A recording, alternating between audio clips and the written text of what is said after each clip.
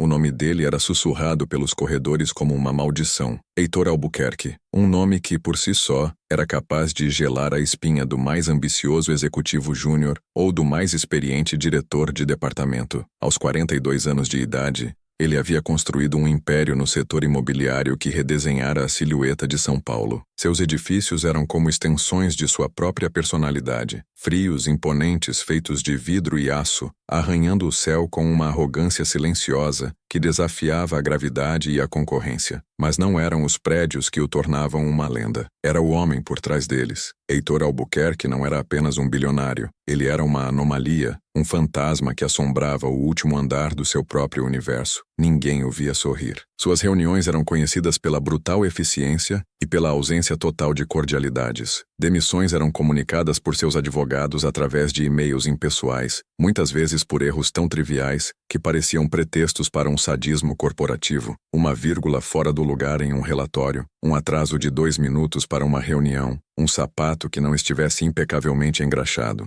As histórias reais ou exageradas criavam uma aura de terror que garantia a ordem e a produtividade. Fisicamente, ele era tão imponente quanto sua reputação, alto, com ombros largos que pareciam carregar o peso do mundo, ou pelo menos do mercado financeiro. Cabelos escuros cortados com precisão militar começavam a apresentar fios prateados nas têmporas, a única concessão que sua aparência fazia à passagem do tempo. Mas o que realmente definia seu rosto eram os olhos, de um castanho tão escuro que pareciam quase negros, e uma cicatriz fina, quase imperceptível, que descia do canto do olho esquerdo até a linha do maxilar. Ninguém sabia a origem daquela marca. Alguns diziam que fora de uma briga na juventude, outros especulavam sobre um acidente terrível. A verdade, como tudo que envolvia Heitor Albuquerque, era um mistério bem guardado. No outro extremo da cidade, em um bairro onde os prédios não arranhavam o céu, mas se amontoavam em uma luta desesperada por espaço e luz solar, vivia Laura Martins. Aos 25 anos, Laura conhecia um tipo diferente de luta. Uma luta travada com boletos de aluguel, contas de luz atrasadas e o preço do arroz no supermercado. Seus sonhos eram mais modestos que os de Heitor, mas não menos ferozes. Sonhava em dar uma vida confortável para sua mãe, Dona Elvira, que sofria de uma doença respiratória crônica, e em garantir que seu irmão mais novo, Lucas, de 17 anos, pudesse terminar o ensino médio e, quem sabe, entrar em uma faculdade. Laura era o oposto do bilionário que, sem saber, estava prestes a cruzar seu caminho. Tinha cabelos cacheados e rebeldes que ela prendia em um coque desajeitado durante o trabalho. Seus olhos, da cor de mel, ainda guardavam um brilho de esperança, apesar das dificuldades. Suas mãos, embora jovens, já eram marcadas por calos e pela aspereza dos produtos de limpeza. Depois de perder o emprego em uma pequena loja de tecidos que faliu, Laura passou semanas em uma busca angustiante por trabalho. Cada não era um soco no estômago, um lembrete de quão perto sua família estava do precipício. A oportunidade surgiu de onde ela menos esperava. Uma empresa terceirizada de serviços de limpeza estava contratando para um de seus maiores clientes, a Torre Albuquerque, o coração do império de Heitor. O salário era pouco, o trabalho era noturno, das 6 da tarde às 2 da manhã, mas era uma chance, era a única chance. Na sua primeira noite, ao entrar no lobby monumental do edifício, Laura sentiu-se como uma formiga em um palácio de gigantes.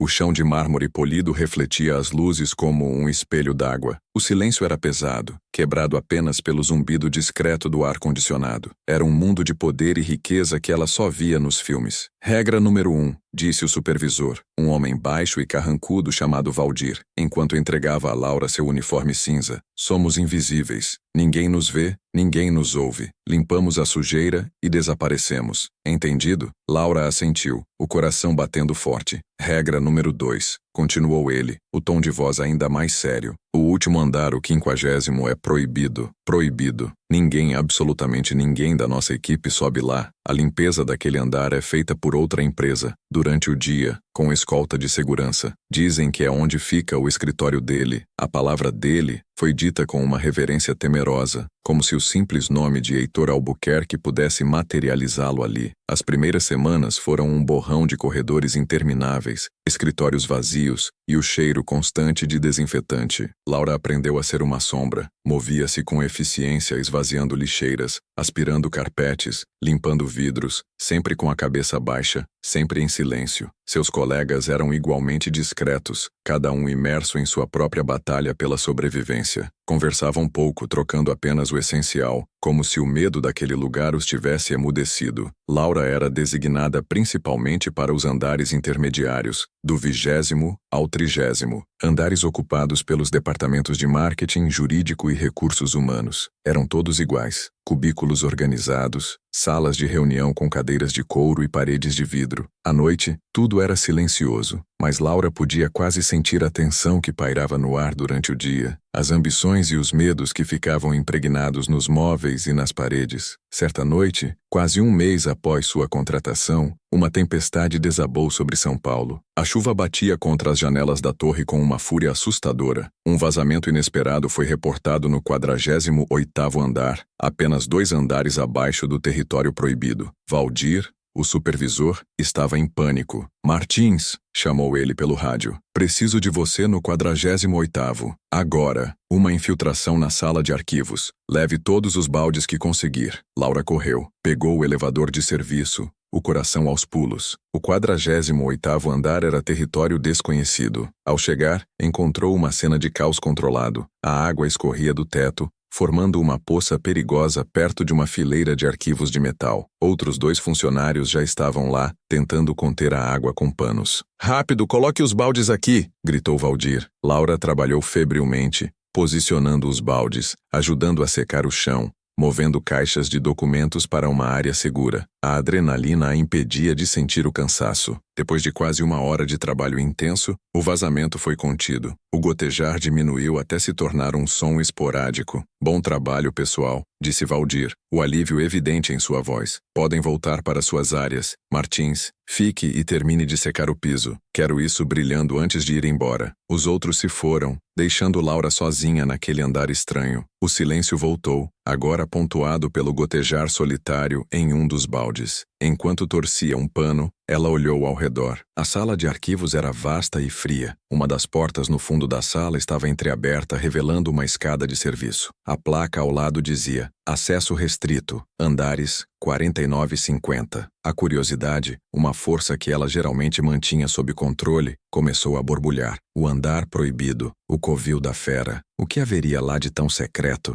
Ela sabia que era um risco estúpido. Seu emprego, o sustento de sua família, tudo poderia ser perdido por um momento de imprudência. Mas a tempestade lá fora, o caos do vazamento, a solidão daquela hora tardia, tudo conspirava para diminuir suas inibições. Só uma olhada rápida, pensou ela, o coração martelando contra as costelas. Ninguém nunca vai saber. Deixou o pano no balde e caminhou na ponta dos pés até a porta. Empurrou-a lentamente. A escada era de metal, estreita e mal iluminada. Subiu os degraus com um cuidado infinito, cada passo ecoando suavemente no espaço confinado. Chegou ao 49º andar. Uma porta corta-fogo. Estava destrancada. Ela abriu uma fresta. O andar parecia um imenso salão de festas vazio, em reforma, coberto por lonas e poeira. Não havia nada ali. O desapontamento foi estranhamente audacioso. Ela subiu o último lance de escadas. A porta para o 50º andar. A porta para o santuário de Heitor Albuquerque. Seu bom senso gritava para ela voltar, mas seus pés não obedeciam. A mão de Laura tremeu ao tocar a maçaneta fria. Girou-a devagar. A porta se abriu sem um ruído. O que ela viu a deixou sem fôlego. Não era um escritório, pelo menos não como ela imaginava. O andar inteiro era um único e gigantesco apartamento de cobertura, decorado com um luxo minimalista e sóbrio. Paredes de vidro do chão ao teto ofereciam uma vista de 360 graus da cidade cintilante sob a chuva. Um piano de cauda preto ocupava um canto. Um sofá de couro branco parecia flutuar sobre um tapete persa escuro. Tudo era silencioso, impecável, desabitado. Laura entrou, fechando a porta atrás de si com um cuidado extremo. Caminhou pelo espaço vasto, sentindo-se uma intrusa em um museu particular. Havia uma biblioteca com prateleiras que iam do chão ao teto, repletas de livros encadernados em couro. Uma cozinha de aço inoxidável que parecia nunca ter sido usada. Tudo era perfeito, perfeito e frio. Foi então que ela ouviu um som, baixo, quase inaudível, vinha de um corredor que ela não havia notado. Um som de música, uma melodia de piano, triste e melancólica, e por baixo da música, outro som,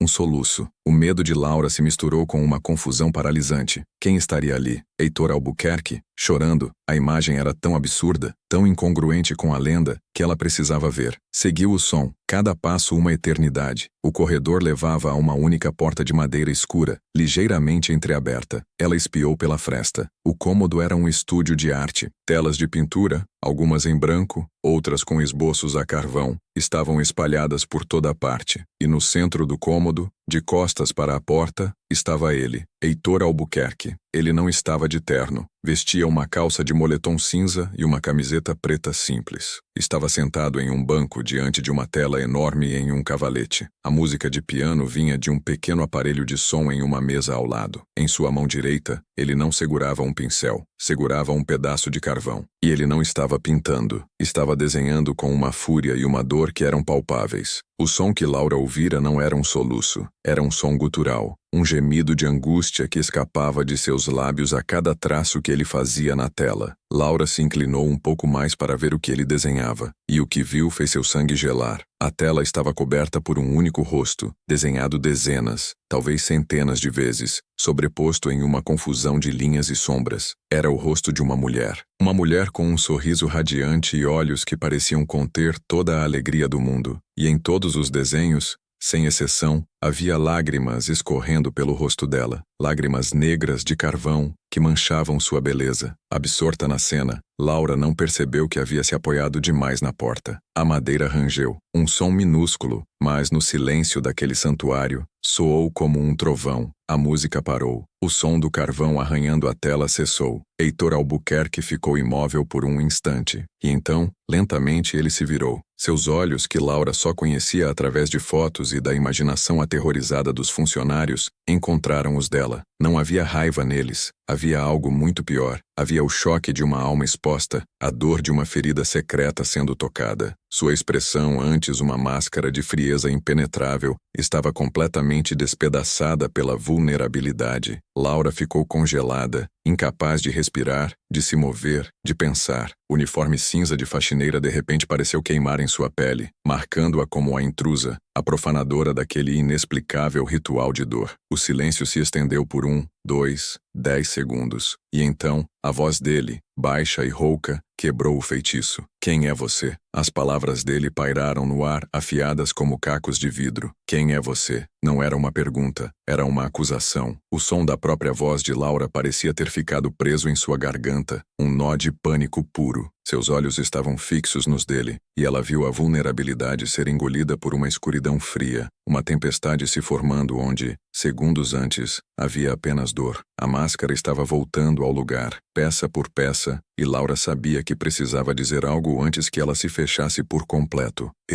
Eu sou da limpeza, gaguejou ela, a voz um fiapo de som. Meu nome é Laura, Laura Martins. Heitor Albuquerque a mediu de cima a baixo, como se a estivesse vendo pela primeira vez. Seus olhos registraram o uniforme cinza, o cabelo preso de qualquer maneira, as mãos que agarravam nervosamente a barra da blusa. Ele não se moveu do lugar, mas sua presença parecia preencher o estúdio, empurrando o ar para fora dos pulmões de Laura. O que está fazendo aqui? A voz dele agora era cortante, desprovida de qualquer emoção. A voz do bilionário temido, a voz das lendas dos corredores. Este andar é restrito. Você sabe disso. Sim, senhor, eu sei, disse ela, as palavras saindo apressadas, tropeçando umas nas outras. Eu juro que sei. Houve um vazamento no 48º andar, uma infiltração. O supervisor Valdir me mandou para lá. Depois que terminamos, ele pediu para eu ficar e secar o resto. A A porta da escada de serviço estava aberta.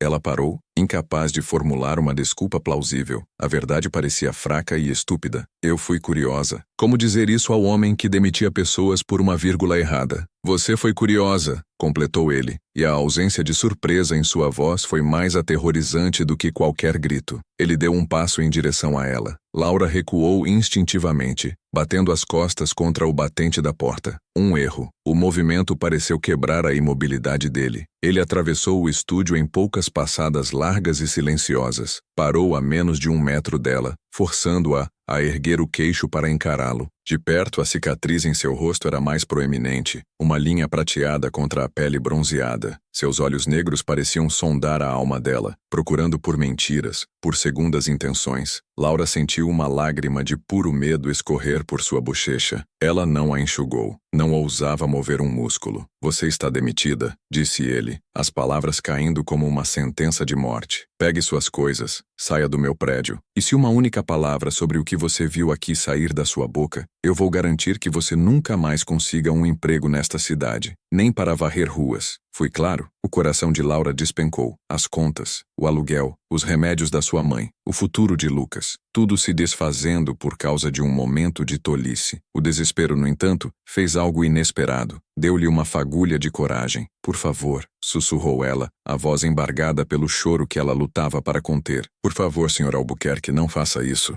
Eu preciso deste emprego. Eu não conto para ninguém. Eu juro pela vida da minha mãe. Eu não vi nada. Eu não sei de nada. Ele a observou em silêncio por um longo momento. A lágrima solitária no rosto dela, o tremor em seus lábios, o pânico honesto e cru em seus olhos cor de mel. Talvez ele estivesse acostumado com pessoas que imploravam, que mentiam, que se humilhavam por dinheiro ou poder. Mas havia algo diferente em Laura. Uma transparência, uma ausência de artifício que o desarmou. Ele viu o desespero de quem não tem nada, e não a ambição de quem quer tudo. Seu olhar desviou dela por um segundo, pousando na tela atrás de si, no rosto da mulher sorridente com lágrimas de carvão. Ele pareceu fraquejar. A armadura de aço ao redor dele tremeu. Lentamente, ele se virou, caminhou até o cavalete e pegou um grande lençol de algodão cru que estava sobre uma cadeira. Com um movimento rápido e definitivo, cobriu a tela, escondendo a imagem, aprisionando o segredo mais uma vez. Quando se virou de volta para Laura, sua expressão era indecifrável. Você não viu nada, repetiu ele, testando as palavras, testando-a. Nada, confirmou ela, a voz um pouco mais firme. Heitor caminhou até a enorme janela de vidro, olhando para as luzes de São Paulo que se espalhavam abaixo como um tapete de diamantes. A tempestade havia diminuído, deixando apenas uma garoa fina que embaçava a paisagem. Demitir você é o mais lógico a se fazer, disse ele, mais para si mesmo do que para ela. É o mais seguro. Laura prendeu a respiração, esperando o golpe final. Mas a lógica nem sempre é a melhor conselheira, continuou ele, virando-se para encará-la novamente. Uma decisão havia sido tomada. Ela podia ver na forma como seus ombros relaxaram minimamente, na intensidade renovada de seu olhar. Você não está demitida, Sra. Martins. O alívio foi tão avassalador que as pernas de Laura fraquejaram. Ela se apoiou na parede para não cair. Obrigada, conseguiu dizer. Senhor, muito obrigada. Eu não... Silêncio, interrompeu ele. Eu não terminei. Você não está demitida, mas suas funções irão mudar. A partir de amanhã você não trabalhará mais com a equipe de Valdir. Você trabalhará apenas para mim. Laura o encarou, a confusão substituindo o alívio. Como assim? Perguntou. A partir de amanhã você será a única responsável pela limpeza deste andar, do meu apartamento e deste estúdio. Ninguém mais entra aqui, exceto eu. Você virá no mesmo horário, das 6 da tarde à meia-noite. Seu supervisor será meu chefe de segurança pessoal, o Sr. Borges. Ele lhe dará as instruções. Você não falará com ninguém da equipe antiga. Para eles, você foi transferida. A proposta era bizarra, aterrorizante. Ficar sozinha, noite após noite, naquele lugar, tão perto daquele homem e de sua dor secreta, era como ser convidada a limpar a jaula de um tigre, todos os dias. Eu não entendo, confessou ela. Você não precisa entender, precisa apenas obedecer, disse ele, a frieza voltando com força total. E precisa ser discreta e silenciosa. Como você mesma disse, precisa fingir que não viu nada, que não sabe de nada. Ele se aproximou dela novamente, parando a uma distância calculada. Em troca do seu sigilo e do seu serviço, seu salário será quadruplicado. Laura arregalou os olhos. 4 vezes o que ela ganhava. Era uma quantia que mudaria sua vida. Pagaria o aluguel por meses, compraria todos os remédios de sua mãe, permitiria que Lucas fizesse um curso pré-vestibular. Era a resposta para todas as suas preces. E, ao mesmo tempo, era o preço do seu silêncio. Um pacto com o diabo em seu palácio de vidro. Você aceita? Perguntou ele. Não era uma pergunta de verdade. Era uma ordem disfarçada de escolha. Ela estava presa. Se recusasse, ele a demitiria e a ameaça de arruinar sua vida ainda estaria de pé. Se aceitasse, entraria em um mundo perigoso e desconhecido, acorrentada ao segredo dele. Ela engoliu em seco, olhando para o chão, para qualquer lugar que não fossem aqueles olhos penetrantes. Eu aceito. Ótimo, disse ele o tom final, como se estivesse fechando um negócio. Agora vá. Esteja aqui amanhã, às 6 em ponto. O Sr. Borges estará esperando por você no lobby. Sem mais uma palavra, ele lhe deu as costas e caminhou de volta para a janela, dispensando-a como se ela fosse uma serviçal qualquer. Laura não esperou um segundo o convite. Saiu do estúdio, fechou a porta com um cuidado reverente e praticamente correu pela escada de serviço, descendo os degraus de 2 em 2, o coração batendo descontrolado. Ela não parou de correr até chegar ao vestiário dos funcionários. Trocou de roupa com as mãos trêmulas e saiu para a noite úmida de São Paulo sem se despedir de ninguém. Naquela noite, Laura não dormiu. As imagens da noite se repetiam em sua mente em um loop infinito. O rosto da mulher no quadro, a dor crua na expressão de Heitor, o medo que sentira, a oferta inacreditável. Ela estava assustada, mas por baixo do medo, uma outra emoção começava a surgir, uma compaixão inesperada por aquele homem tão poderoso e aparentemente tão quebrado. No dia seguinte, pontualmente às 6 horas da tarde, Laura entrou no lobby da Torre Albuquerque. Um homem alto, de terno escuro e expressão severa, aproximou-se dela. Senhora Martins, sou Carlos Borges, chefe de segurança do Sr. Albuquerque. Por favor, me acompanhe. Ele a conduziu não para o elevador de serviço, mas para um elevador privativo que Laura nunca havia notado, escondido atrás de um painel de madeira. Usando um cartão especial e uma senha, ele ativou o elevador que subiu em um silêncio veloz, sem parar em nenhum outro andar. As portas se abriram diretamente no apartamento do 50º andar. O Sr. Albuquerque deixou instruções claras, disse Borges, a voz monótona. Sua área de trabalho é este andar, e somente este andar. Você tem uma lista de tarefas a cumprir, que está sobre a mesa da cozinha. Produtos de limpeza estão na área de serviço. Você não deve, sob nenhuma circunstância, tocar em papéis pessoais, computadores ou na tela coberta no estúdio. Entendido? Sim, Sr. Borges, respondeu Laura. Eu estarei em minha sala no 49º andar. Se precisar de algo, use este comunicador. Não saia deste andar por nenhum motivo até a meia-noite, quando virei acompanhá-la até a saída. Ele lhe entregou um pequeno rádio e, com um aceno de cabeça, retirou-se pelo mesmo elevador, deixando Laura sozinha no covil do leão. O silêncio do apartamento era opressor. Laura respirou fundo e foi até a cozinha. A lista de tarefas era detalhada e específica, desde o tipo de produto a ser usado no chão de mármore, até a forma como as almofadas do sofá deveriam ser arrumadas. Parecia o trabalho de limpeza mais bem pago e mais estressante do mundo. Ela começou a trabalhar, movendo-se com um cuidado redobrado. Limpou a cozinha, que realmente parecia intocada. Aspirou o tapete da sala, organizou os livros na biblioteca, sentindo o cheiro de couro e papel antigo. Tudo era frio, impessoal, como um showroom de uma revista de decoração. Não havia fotos de família, nem objetos pessoais, nada que contasse a história de quem vivia ali. Por último, ela foi para o estúdio. O lugar estava exatamente como na noite anterior,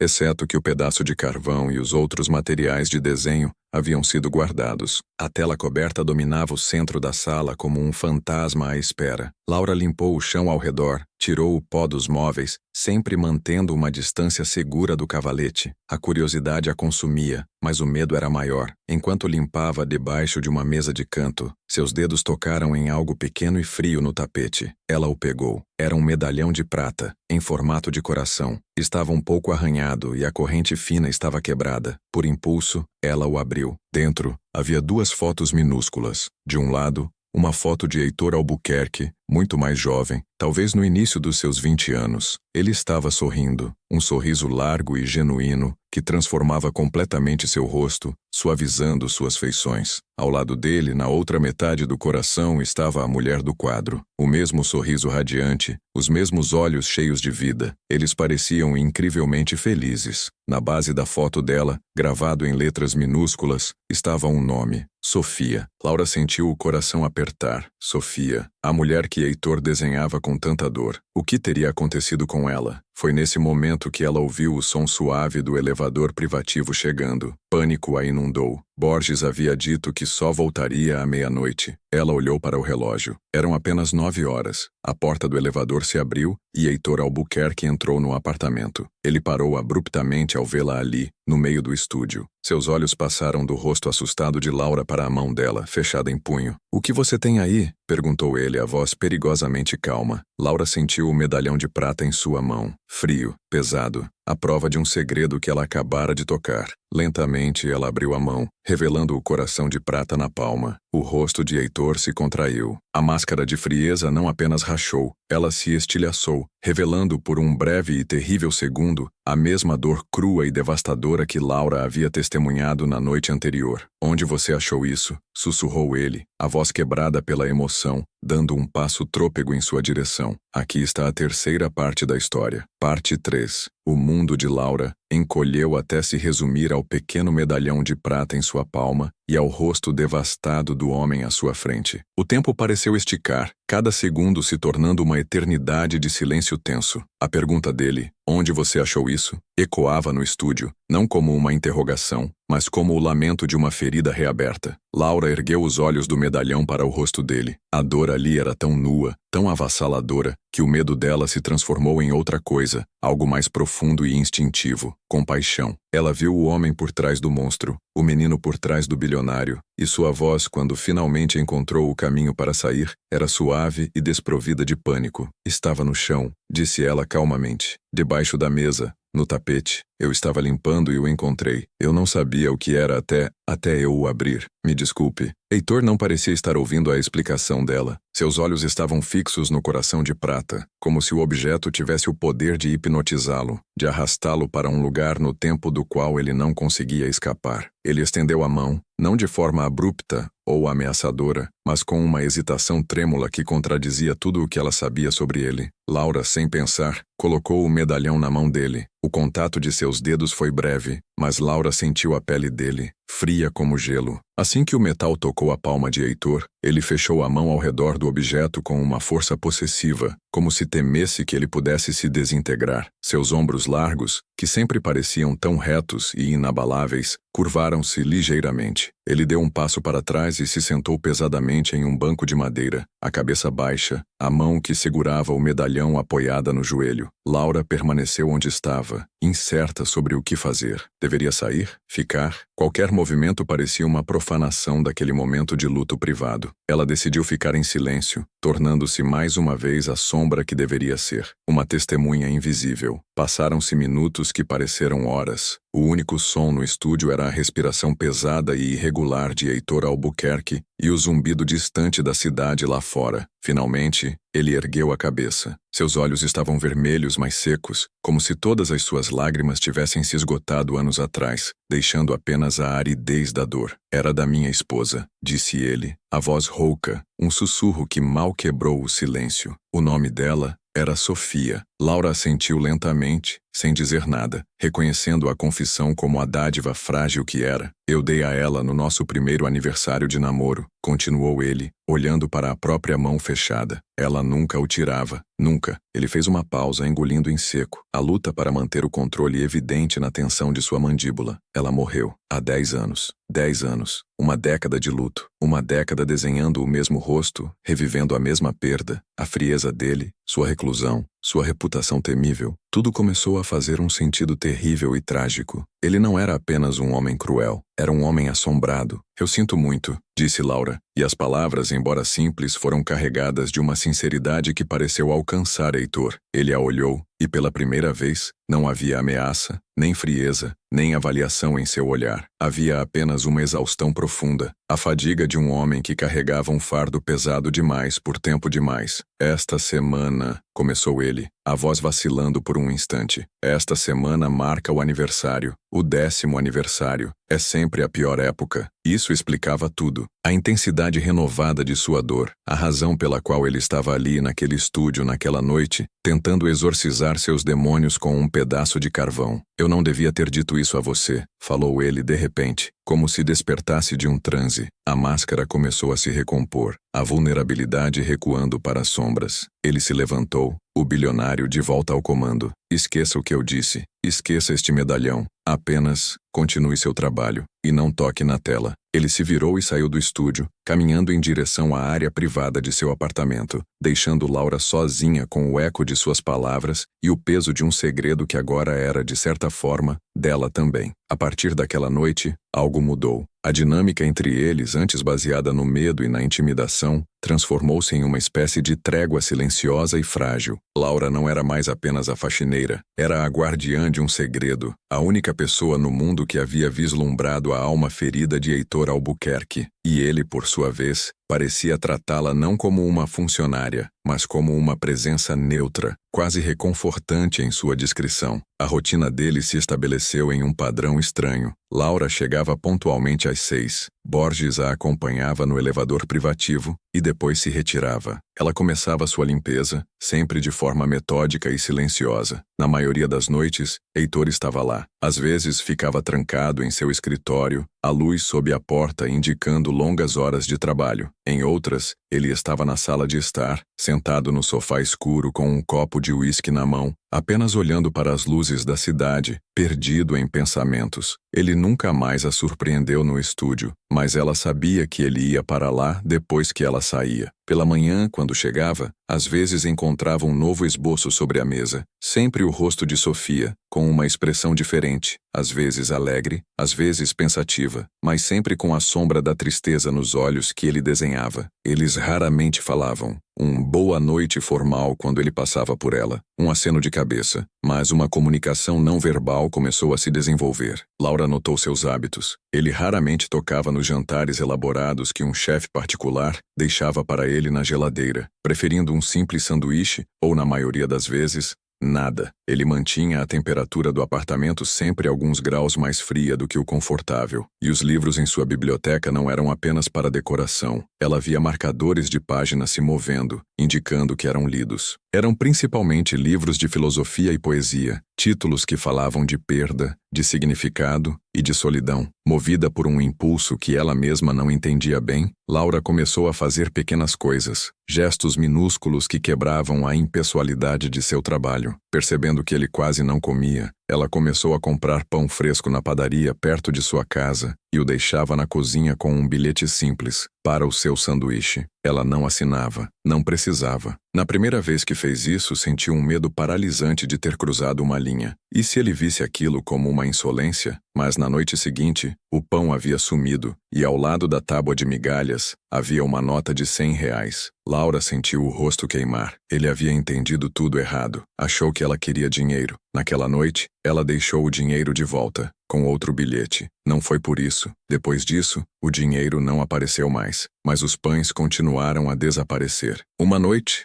enquanto limpava o escritório dele, um cômodo que exalava o cheiro de café forte e papel, ela o ouviu. Um som abafado vindo do quarto principal. Um grito contido, seguido por um murmúrio angustiado. Um pesadelo. Ela parou, o coração apertado de pena. Lembrou-se de como sua mãe às vezes acordava assustada, lutando para respirar, e de como um chá de camomila quente sempre a acalmava. Naquela noite, antes de ir embora, ela preparou uma xícara de chá e a deixou na mesa de cabeceira dele, ao lado de sua cama impecavelmente arrumada. Não deixou bilhete. Era um gesto que falava por si. Na noite seguinte, a xícara estava na pia da cozinha, lavada. E sobre a mesa da cozinha, ao lado da lista de tarefas, havia uma pequena caixa de chá de camomila importado. Um agradecimento silencioso, uma aceitação. A tensão entre eles diminuía a cada dia, substituída por um respeito mútuo e uma familiaridade silenciosa. Laura já não sentia o medo paralisante de antes. Sentia-se segura ali, naquele palácio de vidro, talvez mais segura do que em qualquer outro lugar. E Heitor, embora ainda distante e melancólico, parecia menos assombrado na presença dela. A armadura ainda estava lá, mas agora, ela sabia que era feita de vidro, não de aço. Foi em uma dessas noites tranquilas, cerca de 2 meses depois do incidente com o medalhão, que tudo mudou novamente. Uma das tarefas na lista de Laura era a organização semanal da biblioteca. Significava tirar o pó dos livros, verificar a ordem alfabética por autor, garantir que tudo estivesse perfeito. Ela trabalhava na seção de filosofia, em uma prateleira alta, usando uma pequena escada de madeira. Ao pegar um volume pesado de Platão, seus dedos escorregaram e o livro caiu no chão com um baque surdo. Quando se abriu na queda, algo que estava dentro dele deslizou pelo tapete persa. Não era um marcador de páginas, era um recorte de jornal, amarelado e frágil pelo tempo. Laura o pegou com cuidado. A data era de pouco mais de 10 anos atrás. A manchete a atingiu como um soco. Tragédia na rodovia dos imigrantes. Sofia Almeida Albuquerque, esposa do empresário Heitor Albuquerque, morre em violenta colisão. O coração de Laura disparou. Era sobre ela, sobre Sofia. Seus olhos correram pelo texto, absorvendo os detalhes. O acidente ocorrera tarde da noite. O carro de Sofia, um esportivo de luxo, colidira com a traseira de um caminhão em alta velocidade. Morte instantânea. Heitor Albuquerque não estava no carro, mas foi o último parágrafo que fez o sangue de Laura gelar. Fontes da polícia rodoviária informaram que as circunstâncias do acidente estão sob investigação. Embora inicialmente tratado como uma fatalidade trágica, a ausência de marcas de frenagem na pista e o depoimento do motorista do caminhão, que alega que o carro parecia ter acelerado intencionalmente antes do impacto,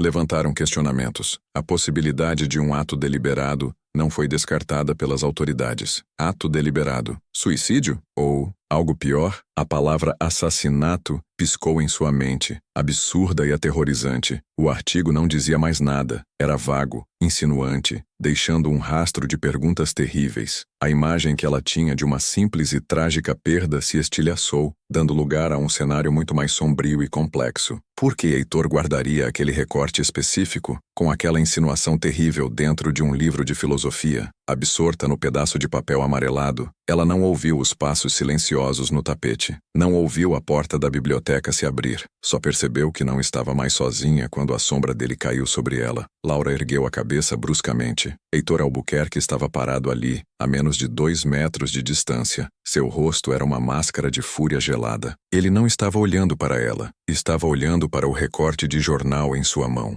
A frágil paz que eles haviam construído nos últimos meses se evaporou em um instante. O ar na biblioteca ficou rarefeito, pesado com uma ameaça que era quase física. Ele deu um passo à frente, a mão se estendendo. O que você pensa que está fazendo? A voz dele não era um sussurro, era um rosnado baixo, perigoso, a voz de um predador encurralado. O luto havia desaparecido, substituído por uma suspeita fria e cortante que a aterrorizou mais do que qualquer coisa que ela já sentira. A voz de Heitor era como o estalar de gelo fino sob pressão, perigosa e prestes a quebrar. Laura sentiu o ar ser sugado da biblioteca, substituído por uma atmosfera densa de fúria contida. Ele arrancou o recorte de jornal da mão dela com um puxão brusco. O papel velho e amarelado rasgou um pouco na borda, um som que pareceu ecoar pelo silêncio mortal. O que é isto? Sibilou ele, sacudindo o recorte na frente do rosto dela. Uma pesquisa? Um trabalho de investigação? Quem pagou você? A acusação a atingiu com a força de um tapa. A confusão e o medo de Laura se misturaram com uma onda de indignação. Espiã? Paga por alguém? A ideia era tão absurda, tão injusta, que quebrou o feitiço de terror que ele sempre lançava sobre ela. O quê? Ninguém me pagou. Eu não sou uma espiã, disse ela, a voz saindo mais alta e mais firme do que ela pretendia. O livro caiu, eu já disse. O papel estava dentro. Foi um acidente. Acidentes não acontecem neste andar, retrucou ele, o rosto uma máscara de desprezo e desconfiança. Ele deu mais um passo encurralando-a contra a estante alta. Laura podia sentir o cheiro de ozônio, de uma tempestade prestes a desabar. Tudo aqui é controlado. Tudo, inclusive as pessoas. Quem te enviou? Meus concorrentes, a família dela? Eles nunca aceitaram, nunca... Ele parou, a voz cortada por uma emoção que ele se recusou a nomear. A menção da família dela pareceu tocar um nervo ainda mais profundo e doloroso. Laura o encarou, as lágrimas de medo agora se transformando em lágrimas de mágoa. Por 2 meses, ela havia sido sua confidente silenciosa.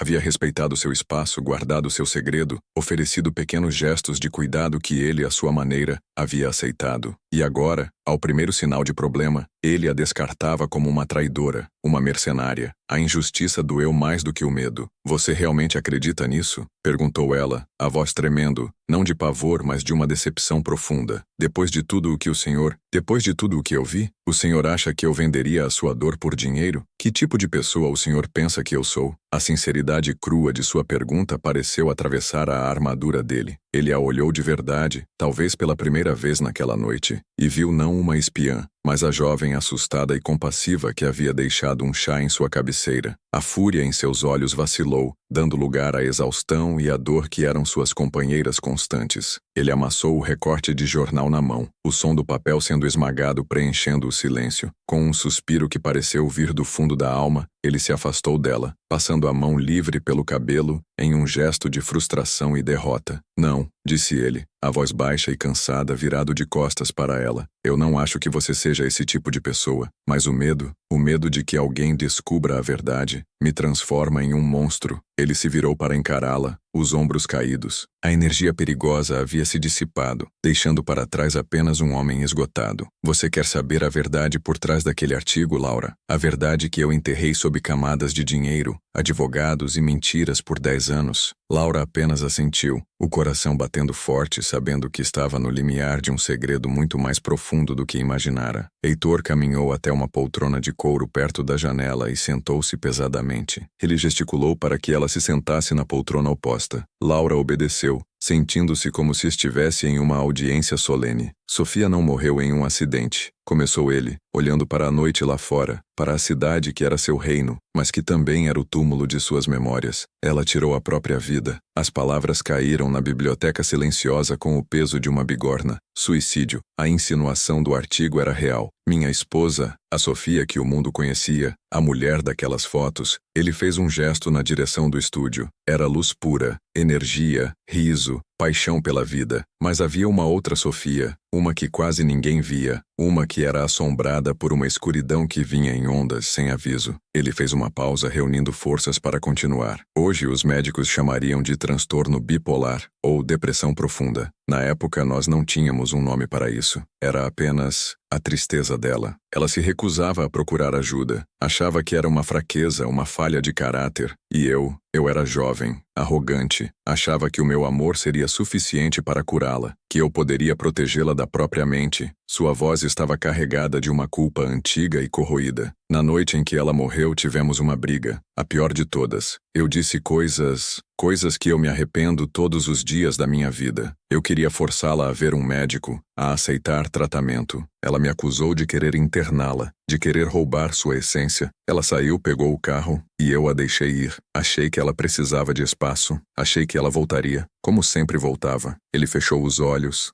a dor da memória vincando seu rosto. "Ela não voltou. A polícia me ligou 3 horas depois. O motorista do caminhão disse que ela acelerou. Não houve hesitação. Foi um ato de desespero, o fim de uma batalha que ela não aguentava mais lutar." Laura sentia as lágrimas escorrendo livremente por seu rosto agora, chorando pela mulher que nunca conheceu e pelo homem à sua frente, preso em uma década de luto e culpa. "O artigo", sussurrou ela. "O artigo foi o mais perto que a imprensa chegou da verdade", explicou ele abrindo os olhos novamente. O olhar dele estava vazio. "Eu usei todo o poder, toda a influência que eu tinha para esmagar a história. Criei a narrativa do acidente trágico. Paguei pelo silêncio de testemunhas, de policiais, de repórteres. Eu não fiz isso por mim, fiz por ela. Não podia deixar que o mundo a lembrasse como uma suicida. Não podia deixar que a escuridão que a levou definisse o legado de sua luz. Eu queria que ela fosse lembrada como a mulher sorridente do medalhão, não como a matéria de um tabloide." Agora Laura entendia tudo. A reclusão, a paranoia, o controle absoluto. Eram os muros da fortaleza que ele construíra ao redor da memória de Sofia. E o estúdio?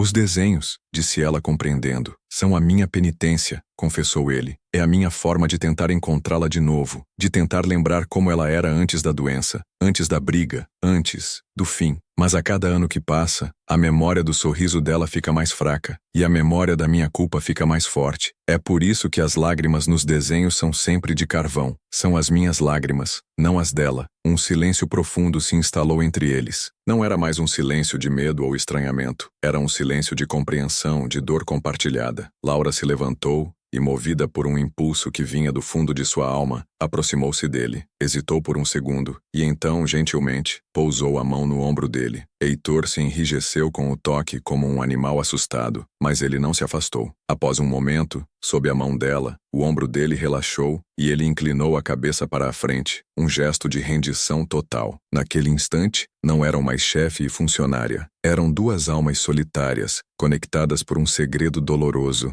As semanas que se seguiram àquela confissão foram transformadoras. A dinâmica entre eles se refez sobre uma nova fundação, construída não sobre o medo, mas sobre uma confiança frágil e preciosa. Heitor começou a emergir de sua concha. As conversas, antes raras e formais, tornaram-se mais frequentes. Como está sua mãe? Perguntou ele uma noite, encontrando-a na cozinha. Melhor, respondeu Laura, surpresa com a pergunta direta. O novo inalador que conseguimos comprar com o salário tem ajudado muito. Ele assentiu, pensativo. Na semana seguinte, um dos melhores pneumologistas da cidade ligou para a casa de Laura, dizendo que o Sr. Albuquerque havia agendado e pago por uma consulta completa para Dona Elvira. Laura tentou agradecer, mas ele apenas a dispensou com um gesto, como se o assunto fosse trivial. Ele começou a perguntar sobre a vida dela, sobre seu irmão Lucas, sobre seus sonhos. Descobriu que ela havia parado a faculdade de letras por falta de dinheiro. Sem dizer nada,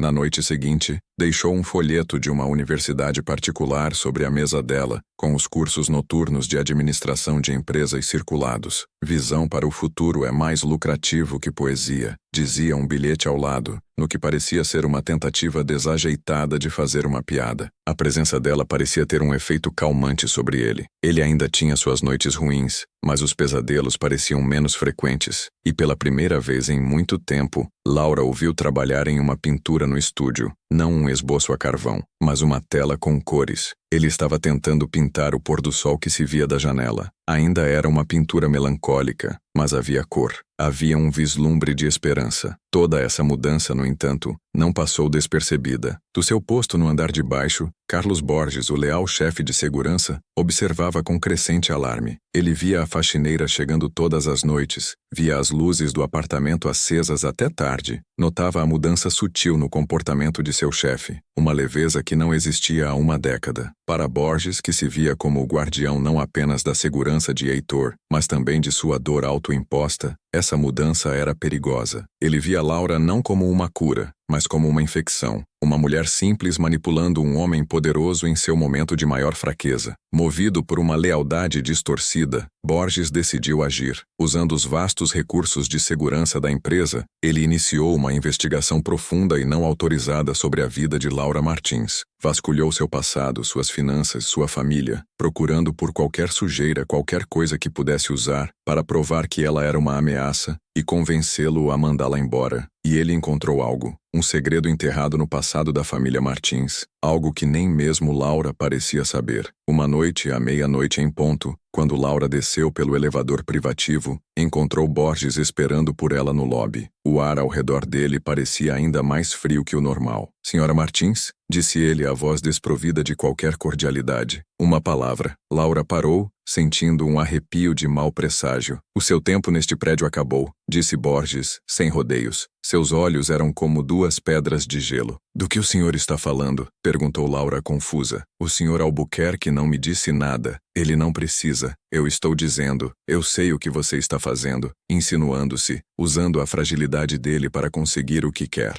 Mas isso vai acabar. O senhor não sabe de nada. Retrucou Laura, a raiva começando a superar o medo. Oh, eu sei de muito, disse ele com um sorriso fino e cruel. Eu sei de coisas sobre a sua família que aposto que nem você sabe. Por exemplo, você já se perguntou por que seu pai foi embora quando você era apenas uma criança? A pergunta a atingiu do nada, reabrindo uma ferida que ela pensava estar cicatrizada. Sua mãe sempre dizia que ele simplesmente as abandonara. Ele nos deixou, respondeu ela, a voz fraca. Não é bem assim, disse Borges, saboreando cada palavra. Seu pai não deixou vocês. Ele foi preso, cumpriu 5 anos por fraude e estelionato. Aparentemente, a maçã não cai longe da árvore, não é mesmo? A arte de enganar pessoas vulneráveis parece ser um traço de família. Laura o encarou, o chão parecendo sumir sob seus pés. Seu pai, um criminoso? Era uma mentira. Tinha que ser. Agora você vai me escutar com atenção, continuou Borges, o tom agora de pura ameaça. Você vai pedir demissão amanhã. Vai inventar uma desculpa qualquer, um problema de família, vai desaparecer da vida dele. Ou eu mesmo vou apresentar este pequeno relatório familiar para o Sr. Albuquerque. E vamos ver como o homem que mais preza a lealdade e odeia mentiras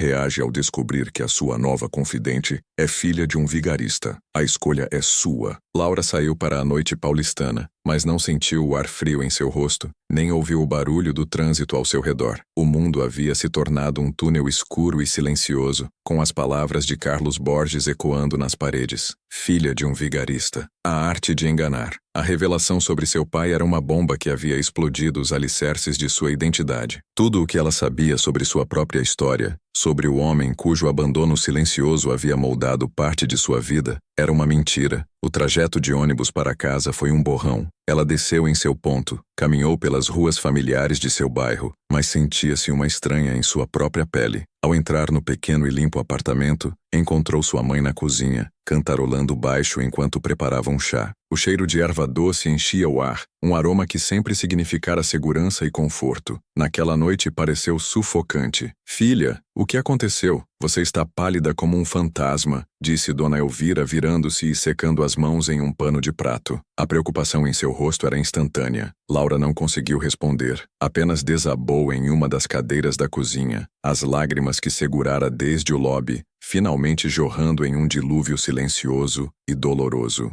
Dona Elvira correu para o seu lado abraçando-a, afagando seus cabelos cacheados. O que foi, meu amor? Foi o trabalho? Alguém te fez mal? Me conta, pelo amor de Deus. Entre soluços, Laura conseguiu forçar as palavras para fora. O pai. Por que a senhora nunca me contou a verdade sobre o papai? A expressão de Dona Elvira congelou. O calor e a preocupação em seus olhos deram lugar a um medo antigo, a um pânico que ela mantivera enterrado por quase 20 anos. Ela se afastou de Laura, apoiando-se na pia como se precisasse de suporte. Quem te contou? Sussurrou ela, a voz fraca. Não importa quem contou. É verdade, mãe. Ele foi preso? Ele era um criminoso? A última palavra saiu com dificuldade. Um veneno em sua língua. Dona Elvira fechou os olhos, e uma única lágrima traçou um caminho pelas rugas em seu rosto cansado. Foi uma confissão silenciosa, mais poderosa que qualquer palavra. Ela se sentou em frente a Laura, as mãos calejadas tremendo sobre a mesa de fórmica. Eu queria proteger vocês, disse ela, a voz embargada. Você era tão pequena, e o Lucas nem tinha nascido ainda. Seu pai, ele não era um homem mau, Laura. Ele era um sonhador. Sonhava em nos dar uma vida melhor, mas não tinha paciência para o caminho honesto. Ele se envolveu com as pessoas erradas, fez promessas que não podia cumprir, assinou papéis que não devia. Ela contou a história toda em fragmentos dolorosos. Falou da vergonha, dos vizinhos que cochichavam, da humilhação de visitá-lo na prisão. Falou de como, quando ele finalmente foi solto, era um homem quebrado, envergonhado demais para encarar os próprios filhos. Ele fora embora, prometendo voltar quando pudesse se redimir, mas nunca voltou. Eu contei a mentira do abandono porque era mais simples, confessou Dona Elvira, chorando abertamente agora. Era menos vergonhoso do que dizer que seu pai era um presidiário. Eu queria que vocês crescessem com a cabeça erguida, sem carregar o fardo dos erros dele. Me perdoa, filha. Eu só queria te proteger. Laura se levantou, deu a volta na mesa e abraçou a mãe com força. A raiva e a confusão que sentia se dissolveram na compreensão daquele ato de amor desesperado. Sua mãe não a enganara por maldade, mas para lhe dar uma chance, um começo limpo. E agora Carlos Borges ameaçava manchar tudo isso, usar o sacrifício de sua mãe como uma arma contra ela. Naquele abraço, em meio às lágrimas compartilhadas, uma nova resolução se formou dentro de Laura. Ela não seria vítima do passado de seu pai. Não permitiria que um homem como Borges usasse a dor de sua família para seus próprios fins. E, acima de tudo,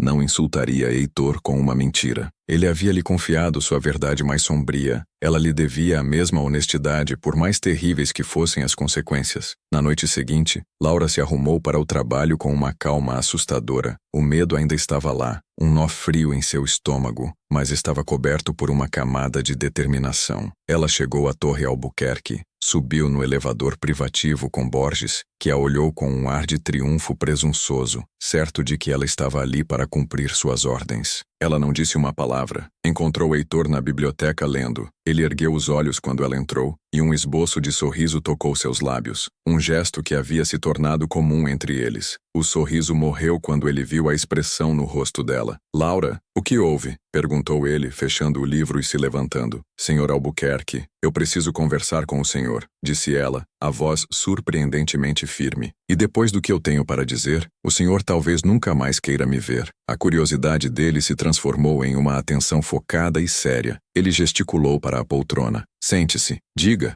Laura sentou-se na beirada da cadeira, as mãos entrelaçadas no colo para conter o tremor. E então, ela contou tudo. Contou sobre o confronto com Borges na noite anterior. Contou a ameaça, a revelação sobre seu pai, a conversa com sua mãe. Ela não omitiu nada, não tentou se justificar. Apenas expôs os fatos crus e dolorosos. Eu não sabia de nada disso até ontem à noite, concluiu ela, a voz finalmente falhando. Mas isso não muda o fato de que é a minha história, a minha família. O Sr. Borges tem razão em uma coisa. O senhor preza a honestidade acima de tudo. E a verdade é que meu pai foi um criminoso. Eu entenderei perfeitamente se não me quiser mais aqui. Eu só não podia ir embora com uma mentira. Ela terminou de falar e o silêncio que se seguiu foi o mais pesado que ela já experimentara. Heitor a encarava, o rosto uma máscara impenetrável. Ela não conseguia ler seus pensamentos, não conseguia decifrar seus olhos escuros. Ele estava com raiva, decepcionado, com nojo. Ela se preparou para a demissão, para a frieza cortante, para ser expulsa daquele santuário que, de forma estranha, havia se tornado um refúgio. Após o que pareceu uma vida inteira, ele se moveu. Pegou o telefone em seu bolso, discou um único número e o levou ao ouvido. Seus olhos nunca deixaram os de Laura. Borges. Aqui. Agora. A ordem foi dada em um tom baixo, quase casual, mas carregado de uma autoridade gélida, que fez um arrepio percorrer a espinha de Laura. Menos de 2 minutos depois, Carlos Borges entrou na biblioteca. Ele parou ao ver Laura sentada ali, e um sorriso de escárnio quase imperceptível tocou seus lábios. Ele claramente pensava que estava sendo chamado para formalizar a demissão dela, para receber os louros por ter protegido seu chefe. Senhor Albuquerque, mandou me chamar? Disse ele, empertigado. Heitor não o convidou para sentar. Permaneceu de pé, como um juiz prestes a proferir uma sentença. Borges, há quanto tempo você trabalha para mim? Perguntou Heitor, a voz calma. 15 anos, senhor. Desde o início. 15 anos. Repetiu Heitor, pensativo. E em todos esses anos, qual sempre foi a minha diretriz mais importante para você? Sua segurança e sua privacidade acima de tudo. Exato. Minha privacidade, disse Heitor, dando uma ênfase sutil na última palavra. E diga-me, Borges, essa diretriz se estende às pessoas que eu trago para a minha casa? Às pessoas que estão sob a minha proteção? Borges começou a parecer desconfortável. O sorriso presunçoso vacilou. Senhor, eu só agi no melhor interesse da sua segurança. A mulher, ela tem um histórico familiar questionável. Achei que o senhor precisava saber. Você não achou que eu precisava saber, corrigiu Heitor, a calma em sua voz se tornando perigosa. Você usou uma informação que obteve ilegalmente para chantagear e ameaçar uma funcionária. Você usou a dor da família dela como uma arma. Você tentou me manipular, assumindo que sabe o que é melhor para mim. Ele deu um passo à frente, e Borges instintivamente recuou. Você me serviu bem por 15 anos, Borges, mas você esqueceu para quem trabalha. Você não é meu juiz, não é meu conselheiro e certamente não é meu guardião moral. Você é um funcionário, e você acabou de ameaçar alguém que eu considero família. A palavra família pairou no ar, carregada de um significado que fez o queixo de Borges cair e o coração de Laura dar um salto. Recolha suas coisas. O Departamento de Recursos Humanos tem seu pacote de demissão pronto. Quero você fora deste prédio em 30 minutos. Sua autorização de acesso já foi revogada. A segurança irá acompanhá-lo. Borges ficou boquiaberto, o rosto pálido de choque e fúria. Senhor, depois de todos esses anos, por causa dela? Não, disse Heitor, a voz cortante como uma lâmina. Por causa de você, por sua arrogância e por ter quebrado a única regra que realmente importava: lealdade. Agora, saia. Sem mais uma palavra, Heitor virou as costas para ele, um ato de demissão final e absoluto. 2 seguranças uniformizados que deviam estar esperando do lado de fora, entraram e se posicionaram ao lado de um Borges atônito. Em silêncio, eles o escoltaram para fora da biblioteca. A porta se fechou, deixando Heitor e Laura sozinhos novamente. Laura estava tremendo, sobrecarregada pela intensidade do que acabara de testemunhar. Heitor se virou para ela, e a fúria em seu rosto havia se dissipado, dando lugar a uma expressão de pesar. Laura, disse ele, a voz suave agora. O passado do seu pai não define quem você é. A forma como sua mãe tentou proteger vocês, eu entendo isso melhor do que imagina. Eu também tentei proteger a memória de alguém que amava, lembra? O que importa para mim é o seu caráter. E você, ao vir até mim com a verdade, mesmo correndo o risco de perder tudo, mostrou mais integridade do que Borges em 15 anos de serviço.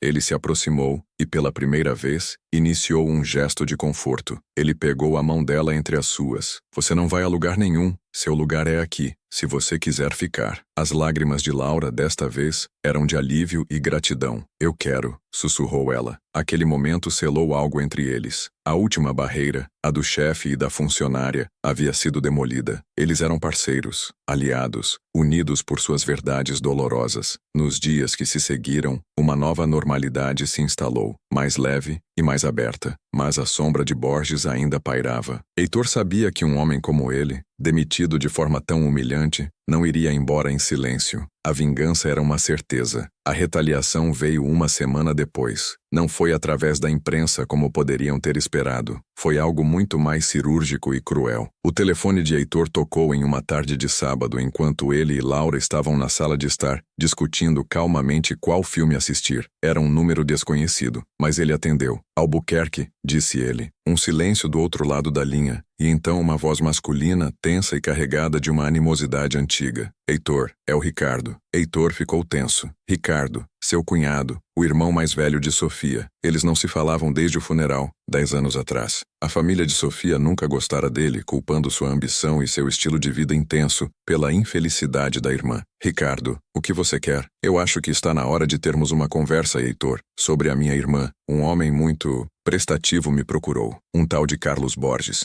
Ele era seu chefe de segurança, não era? O coração de Heitor gelou. Ele me contou umas coisas muito interessantes, continuou Ricardo, a voz pingando veneno. Contou sobre a sua nova protegida, uma faxineira filha de um criminoso, e me contou que as circunstâncias da morte da Sofia talvez não tenham sido tão acidentais quanto você nos fez acreditar. Ele sugeriu que eu fizesse as perguntas certas. Então aqui estou eu, Heitor, fazendo a primeira pergunta. O que realmente aconteceu na noite em que minha irmã morreu? O nome Ricardo caiu na biblioteca como uma granada, explodindo o santuário de paz que Heitor e Laura haviam construído. Laura viu o corpo de Heitor enrijecer, os músculos de seus ombros se contraindo sob a camisa cara. A mão que segurava o telefone estava branca nos nós dos dedos. A pergunta de Ricardo, carregada de uma década de ressentimento, pairava entre eles, venenosa e cheia de dentes. O que realmente aconteceu na noite em que minha irmã morreu? Heitor virou-se, dando as costas para Laura, um gesto instintivo para proteger tanto a ela quanto a si mesmo da conversa que se seguiria. Ele caminhou até a janela, sua silhueta escura contra a cidade iluminada. Ricardo, eu não sei que tipo de lixo o Borges andou despejando nos seus ouvidos, mas você sabe o que aconteceu, disse Heitor, a voz controlada, cada palavra cuidadosamente calibrada. Sofia sofreu um acidente. Foi uma tragédia. E eu não vou discutir os detalhes dolorosos disso com você pelo telefone depois de 10 anos de silêncio. Do outro lado da linha, Laura podia quase ouvir o bufo de desdém de Ricardo. Ah, não? Que conveniente, Heitor. 10 anos se escondendo atrás do seu dinheiro. 10 anos comprando o silêncio de todos. Mas o silêncio acabou. Borges me deu o suficiente. O suficiente para contratar um investigador particular. O suficiente para pedir a reabertura do inquérito. Homicídio culposo, talvez? Ou quem sabe, algo mais? A imprensa adoraria essa história. O bilionário recluso e a morte misteriosa de sua bela esposa. A ameaça era clara. A chantagem mal velada. Heitor permaneceu em silêncio por um momento, a mandíbula cerrada com tanta força que Laura temeu que seus dentes pudessem se quebrar. O que você quer, Ricardo? Perguntou Heitor finalmente, a voz desprovida de qualquer emoção. É dinheiro? É isso que sempre foi, não é?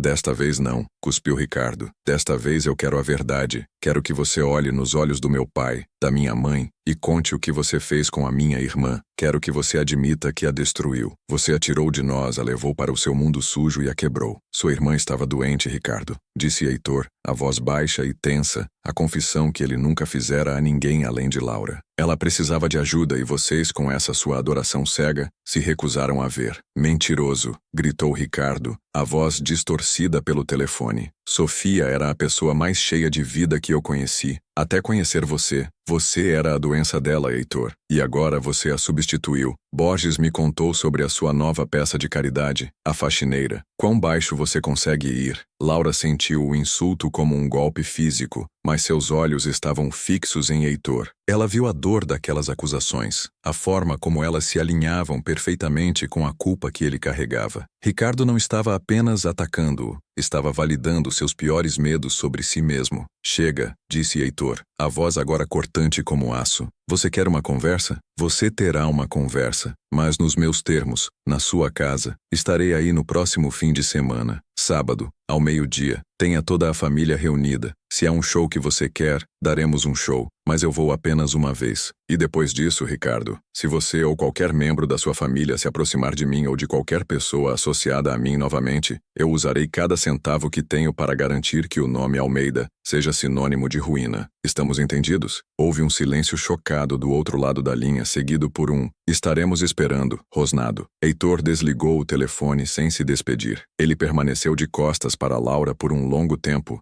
a testa pressionada contra o vidro frio da janela. O silêncio na biblioteca era absoluto, mas Laura podia sentir a tempestade que se agitava dentro dele. A fúria, a dor, a culpa, o medo. Ele estava vibrando com a força das emoções que passara uma década reprimindo. Lentamente, ela se levantou e foi até ele. Não disse nada. Apenas ficou ao seu lado, olhando para a mesma paisagem urbana. Um gesto de solidariedade silenciosa. Você ouviu tudo, disse ele sem olhá-la. Não era uma pergunta. Sim, respondeu ela suavemente. Eu não deveria ter te exposto a isso, a essa sujeira. Você não me expôs a nada, disse ela, finalmente se virando para encará-lo. Eu escolhi estar aqui, e eu ainda estou aqui. Ele finalmente se virou para ela, e o que ela viu em seu rosto partiu seu coração. A máscara de bilionário implacável havia se desintegrado completamente, deixando para trás apenas a dor crua de um homem assombrado. Ele tem razão, Laura, sussurrou Heitor, a voz quebrada. De certa forma, ele tem razão. Eu a quebrei. Eu não a protegi. Eu a empurrei para o limite naquela noite. Não, disse Laura segurando o braço dele, forçando-o a olhá-la nos olhos. Você não fez isso. Uma doença fez isso. A culpa que você carrega é o seu fardo, não a sua sentença. Você amava a Sofia, e você tentou salvá-la da única maneira que sabia. E falhei, completou ele, a amargura enchendo sua voz. Talvez, admitiu ela, ou talvez ninguém pudesse tê-la salvo. O que você não pode fazer é deixar que a culpa te impeça de lutar agora. Lutar pela memória dela, lutar por nós. A palavra nós pairou no ar, sólida e real. Heitor a olhou, e em meio à sua dor, Laura viu um vislumbre de admiração, de espanto. Ele passara 10 anos se isolando, construindo muros, e ali estava ela, uma mulher que havia entrado em sua vida por acaso, derrubando cada tijolo com sua compaixão e sua força inabalável. Nós, repetiu ele testando a palavra. Você tem certeza de que quer fazer parte disso? Eles vão te destroçar, vão te ver como uma usurpadora, uma oportunista, vão usar o seu passado, a sua família, tudo o que puderem, para te machucar e, através de você, me atingir. Deixe que tentem, disse Laura, e pela primeira vez Heitor viu nela não apenas a doçura, mas a resiliência feroz de uma sobrevivente. Eu já enfrentei o seu chefe de segurança. A família da sua falecida esposa não me assusta. Eu vou com você. A decisão foi tomada, não como chefe e funcionária, mas como parceiros. A semana que antecedeu a viagem foi a mais longa de suas vidas. Heitor mergulhou no trabalho durante o dia, um mecanismo de defesa para manter a mente ocupada. Mas à noite, a tensão era palpável. Ele contou a Laura sobre os Almeida, uma família tradicional de dinheiro antigo que se considerava a aristocracia paulistana. Eles nunca o aprovaram. Para eles, Heitor era um novo rico, um predador agressivo cujo dinheiro não tinha a pátina de gerações. Eles viam a Sofia como uma obra de arte, explicou ele em uma das noites enquanto tomavam chá na cozinha. Perfeita, delicada, algo a ser admirado e protegido. Eles amavam a imagem dela, não a pessoa real com suas lutas e sua escuridão. Quando ela se apaixonou por mim, eles viram como uma traição, como se eu estivesse roubando sua posse mais valiosa. E ela? O que ela sentia sobre isso? Perguntou Laura. Ela me amava, e os amava. Vivia tentando construir uma ponte entre os dois mundos, mas a ponte era frágil demais. Cada jantar em família era uma batalha velada, cada comentário passivo-agressivo uma pequena ferida, e quando a doença dela piorou, eu me tornei o bode expiatório perfeito para tudo o que eles não conseguiam entender ou aceitar. Era mais fácil me culpar do que admitir que a filha perfeita deles estava quebrada por dentro. Laura ouvia, absorvendo cada palavra, montando o quebra-cabeça da tragédia. Ela entendia agora que não iriam enfrentar apenas uma família em luto, mas uma década de preconceito, negação e ódio concentrado. Na sexta-feira, o advogado de Heitor o chamou para uma reunião urgente. Eles fizeram um movimento, disse o advogado, um homem de cabelos grisalhos e semblante sério. Contrataram um escritório de advocacia conhecido por litígios de alto perfil e vazamentos para a imprensa, e solicitaram formalmente ao Ministério Público a reabertura do inquérito sobre a morte de Sofia, citando novas evidências. Que evidências? Perguntou Heitor,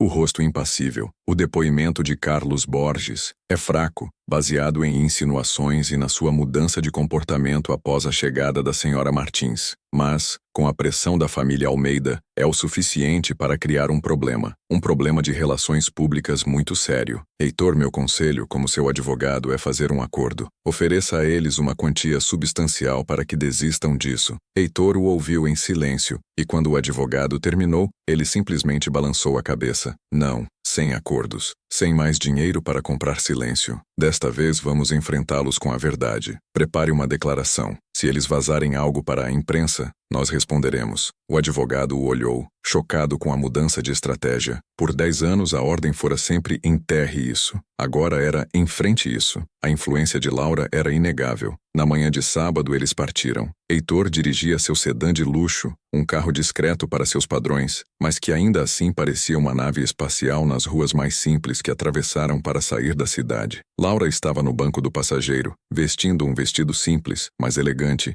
que ela comprara para a ocasião. Sentia-se como se estivesse indo para uma guerra. A viagem de quase 2 horas até a fazenda dos Almeida, no interior de São Paulo, foi feita em um silêncio tenso. A paisagem urbana deu lugar a colinas verdes e pastos. Era um mundo diferente, um mundo de tranquilidade aparente que escondia a turbulência que os esperava. Estamos chegando, disse Heitor, a voz rouca, quando entraram em uma estrada de terra ladeada por imensos eucaliptos. No final da estrada, portões de ferro forjado se abriram lentamente para revelar a propriedade. Não era uma fazenda de trabalho, mas uma propriedade de lazer de uma riqueza ostensiva e antiga. Uma casa principal em estilo colonial, pintada de branco com janelas azuis, erguia-se no topo de uma colina, cercada por gramados perfeitamente aparados e jardins de flores impecáveis. Era linda e intimidadora. Heitor estacionou o carro em frente à casa. Ninguém veio recebê-los. A porta da frente se abriu e Ricardo apareceu no umbral. Ele não estava sorrindo. Seu rosto era uma máscara de hostilidade fria. Albuquerque, disse ele, o nome soando como um insulto. Seus olhos passaram por Laura com um desprezo mal disfarçado. Então você a trouxe. Corajoso. Ou estúpido. Entrem. A família está esperando. Heitor segurou a mão de Laura. O toque dele era firme e reconfortante. Juntos, sussurrou ele, mais para si mesmo do que para ela. Juntos, respondeu ela, apertando a mão dele com força. Eles saíram do carro e subiram os degraus da varanda, entrando no coração do território inimigo. A sala de estar estava cheia de pessoas. Um homem mais velho, de cabelos brancos e postura rígida, sem dúvida, o patriarca, Horácio Almeida. Ao seu lado, uma mulher de aparência frágil, vestida de preto, com olhos que eram versões mais velhas e tristes dos de Sofia, sua mãe, Beatriz. Havia outros tios, tias, primos. Todos os olhavam com a mesma expressão de acusação silenciosa. Era um tribunal, e o veredito já havia sido decidido muito antes de eles chegarem. A armadilha estava montada. A sala de estar dos Almeida era como um museu de si mesma. Móveis escuros e pesados, retratos a óleo de ancestrais de semblante severo nas paredes, um silêncio poeirento que parecia ter décadas. Cada objeto parecia gritar tradição, legado, respeito. Era um ambiente projetado para intimidar, para esmagar qualquer um que não pertencesse àquele mundo. E ninguém ali pertencia menos do que Heitor e Laura. Horácio Almeida, o patriarca, estava sentado em uma poltrona que parecia um trono. Ele não se levantou quando eles entraram, apenas os observou com olhos frios e azuis, desbotados pela idade, mas ainda afiados com arrogância. Beatriz, sua esposa, sentava-se ao seu lado, um lenço de seda enrolado em suas mãos trêmulas, o rosto, um mapa de luto contido. Ricardo posicionou-se ao lado da lareira apagada, como um promotor pronto para iniciar seu interrogatório. Então você veio, disse Horácio, a voz ressoando com a autoridade de um homem que nunca fora contrariado. Demorou 10 anos, Albuquerque.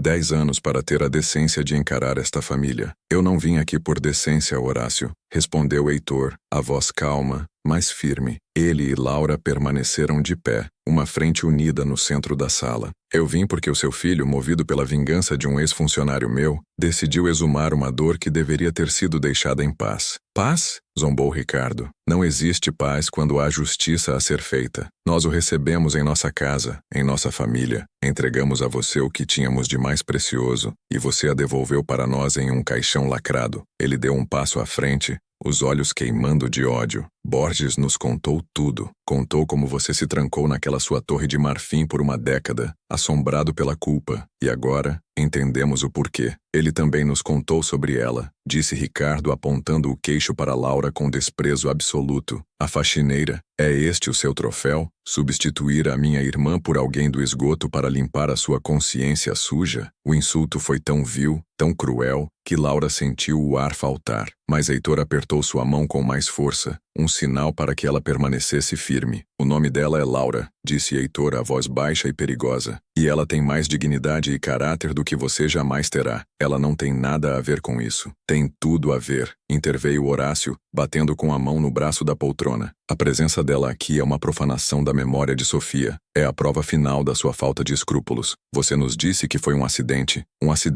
mas agora sabemos que houve uma investigação. Sabemos que você usou seu poder para encerrá-la. O que você estava escondendo, Albuquerque? Bateu nela naquela noite? Empurrou-a para um colapso? Ou algo pior? A verdade vai aparecer, seja no tribunal, seja na primeira página dos jornais. As acusações caíam sobre Heitor como pedras. Laura podia senti-lo absorvendo cada golpe, a culpa que ele carregava agindo como um ímã para o veneno deles. Ele estava se fechando, a velha máscara de frieza tentando se recompor como um escudo, mas ela podia ver as rachaduras, a dor por baixo. Ela sabia que se ele se fechasse agora, eles o destruiriam e ele permitiria. Foi então que Laura soube o que precisava fazer. Soltando a mão de Heitor, ela deu um passo à frente. Todos os olhos na sala se voltaram para ela, a maioria cheios de choque e desdém pela sua audácia. Com licença, disse ela, a voz clara, sem tremer. Ela não se dirigiu a Horácio ou a Ricardo. Ela olhou diretamente para Beatriz, para a mãe. Senhora Almeida, começou Laura suavemente. Meu nome é Laura Martins. E o seu filho tem razão. Eu era uma faxineira. Eu venho de um mundo muito diferente do de vocês.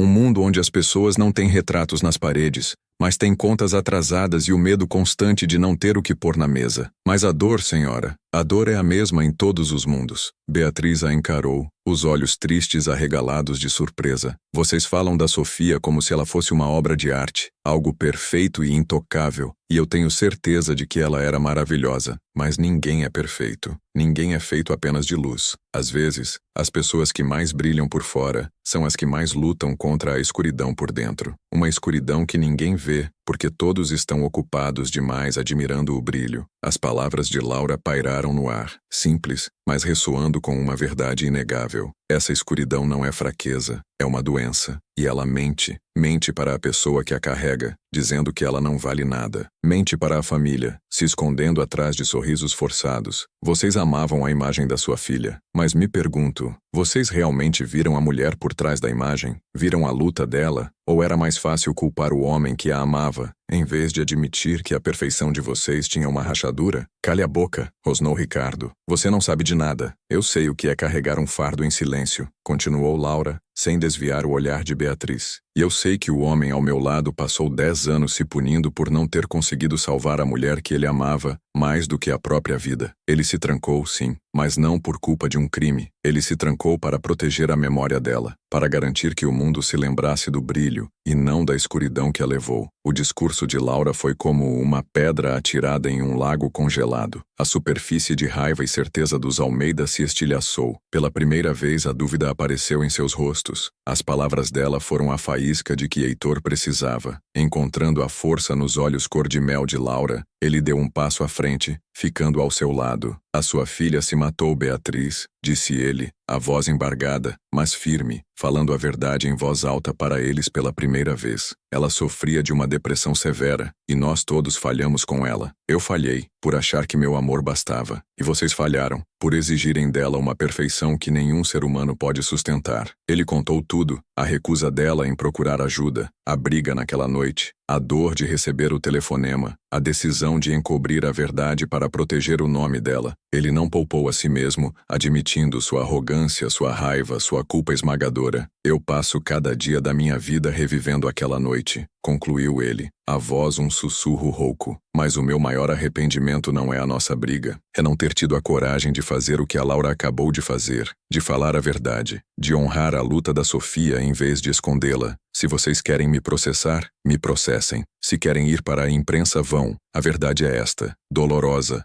feia, mas é a verdade. E eu não vou mais fugir dela. Um silêncio devastador caiu sobre a sala. Horácio estava pálido, sem palavras pela primeira vez em sua vida. Ricardo parecia um balão esvaziado, todo o seu ódio e sua certeza vazando dele. E então Beatriz começou a chorar. Não eram soluços contidos de dama. Era um pranto profundo, gutural, o som de uma barragem de dor se rompendo após uma década. Eu sabia, soluçou ela, enterrando o rosto no lenço. Eu via nos olhos dela, o vazio. Às vezes, ela me ligava no meio da noite, chorando sem motivo. E eu dizia para ela ser forte, para pensar nas coisas boas. Eu dizia para ela não te preocupar, Horácio. O patriarca olhou para a esposa, o rosto quebrado pela confusão e pela dor. A verdade, finalmente dita, não estava libertando. Estava destruindo o mundo de mentiras confortáveis que eles haviam construído. A batalha havia acabado. Não houve vencedores. Apenas a devastação deixada pela verdade. Nós vamos embora agora, disse Heitor suavemente. Ele pegou a mão de Laura e, sem olhar para trás, eles saíram da sala, deixando a família Almeida para trás, afogada em seu próprio luto redescoberto. Ao saírem para a luz do sol, o ar pareceu mais leve, mais limpo. Eles entraram no carro e Heitor dirigiu para longe da fazenda, para longe do passado. Eles não falaram por um longo tempo. Não precisavam. No silêncio, uma década de dor finalmente começou a cicatrizar. Um ano depois, o sol do fim da tarde pintava o céu de São Paulo em tons de laranja e roxo. As luzes da cidade começavam a piscar, uma a uma, como estrelas artificiais. No 50º andar da Torre Albuquerque, a vista era espetacular, mas o ambiente dentro do apartamento não era mais frio e impessoal. Havia um calor ali agora, um vaso de flores silvestres sobre a mesa de centro, um porta-retratos na estante com uma foto de Laura, Heitor, Dona Elvira e Lucas, todos sorrindo em um churrasco de domingo. Heitor não estava mais de terno, vestia jeans e uma camisa de linho amassada. Ele estava no estúdio, mas não desenhava compulsivamente, pintava. A tela em seu cavalete era uma paisagem abstrata, cheia de cores vibrantes. Ao seu lado, Laura, com uma barriga de grávida de 6 meses, lia um livro, os pés para cima em um puff. O que você acha? Perguntou ele, dando um passo para trás para admirar seu trabalho. Falta um pouco de azul aqui, não? Está perfeito, disse ela sorrindo, como tudo o que você faz. Ele largou o pincel, foi até ela e se ajoelhou, pousando a mão suavemente na barriga dela. E como vocês dois estão? Sussurrou ele, beijando a testa de Laura. Chutando muito. Acho que ele vai ser um jogador de futebol, não um CEO, brincou ela. Eles ficaram ali, em um silêncio confortável, apenas olhando a noite cair. A vida deles havia se transformado de maneiras que nenhum dos dois poderia ter imaginado. Após aquele dia na fazenda, os Almeida nunca mais os procuraram. A ameaça de um processo ou escândalo evaporou, substituída por um silêncio pesado, e talvez, pela difícil tarefa de lidar com sua própria verdade. Heitor, fiel à sua nova filosofia, criou a Fundação Sofia Almeida, uma organização dedicada a fornecer apoio psicológico e conscientização sobre saúde mental em comunidades carentes. Laura, agora no último ano de sua faculdade de administração, era a diretora de projetos da fundação, usando sua experiência de vida e sua compaixão para fazer uma diferença real. Dona Elvira, com o tratamento de ponta pago por Heitor, respirava melhor do que nunca. E Lucas, com a ajuda de um cursinho, havia passado no vestibular para engenharia em uma universidade federal. Heitor se virou para a grande tela coberta, que ainda estava em um canto do estúdio. Ele não a tocava mais, mas também não se desfazia dela. Sabe, às vezes eu ainda penso nela, disse ele, a voz livre da dor aguda de antes, agora apenas uma melancolia suave, e eu acho que ela ficaria feliz. Acho que ela finalmente está em paz. Eu também acho, disse Laura pegando a mão dele. E você?